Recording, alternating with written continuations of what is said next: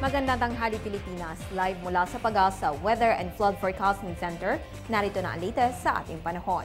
Malaking bahagi na ng bansa ang naapektuhan ng umiiral na intertropical convergence zone kung saan nakapaloob ang binabatayang sama ng panahon. Alas 10 ng umaga namata ng low pressure area sa layong 120 kilometers northwest ng Coron, Palawan.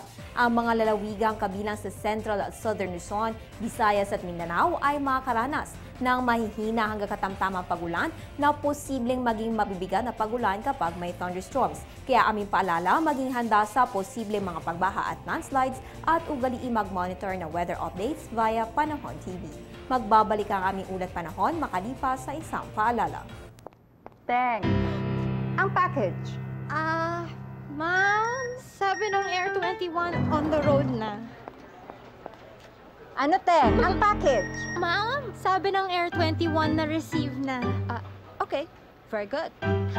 Basta padala, sagot ka ng Air 21. May real-time delivery updates via text para worry-free ka. Teng, ang package, napadala mo na? Yes, ma'am, sa Air 21. Sa Air 21, sagot ko, padala mo! Dagdag kaalaman ng aming hatid para sa lahat. Ano nga ba ang water spout? Alamin yan dito sa Napapanahong Kaalaman.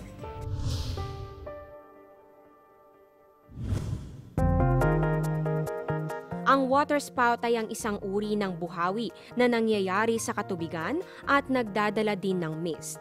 Sa ganitong pangyayari, ang tubig na naghuhugis imbudo ay nagmumula sa droplets na nabuo sa prosesong condensation. May dalawang kategorya ang waterspout, ang tornadic waterspout at ang fair weather waterspout. Ang tornadic waterspout ay ang tornado mula sa kalupaan na napunta sa katubigan.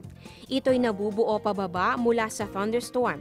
Katulad ng buhawi sa lupa, ito ay nagdadala ng pagkidlat at pagkulog na sinasabahan ng malalakas na hangin at matataas na alon. Dala rin nito ang malalaking hailstones. Ang fair weather waterspout naman ay hindi gaanong malakas dahil nabubuo ito mula sa mahinang ihip ng hangin. Kasabay rin ito ang pamumuo ng cumulus clouds. Nade-develop ang fair weather waterspout sa ibabaw ng katubigan at gumagalaw pataas. Ang tornadic waterspout ay maaaring gumalaw papunta sa lupa na maaaring maging sanhi ng pagkasira ng mga ari-arian at kapahamakan sa tao. Ngunit ang fair weather waterspout naman ay maaaring mawala kapag nakatungtong ito sa kalupaan.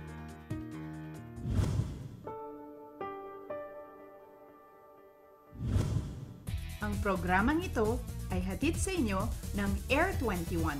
Sagot ko, padala mo! I-synchronize ang inyong orasan sa Philippine Standard Time. Ang oras ngayon ay 12:14 ng tanghali. Ang time check na ito ay hatid sa inyo ng Panahon TV Express kung saan walang pinipiling panahon ang pagbibigay impormasyon.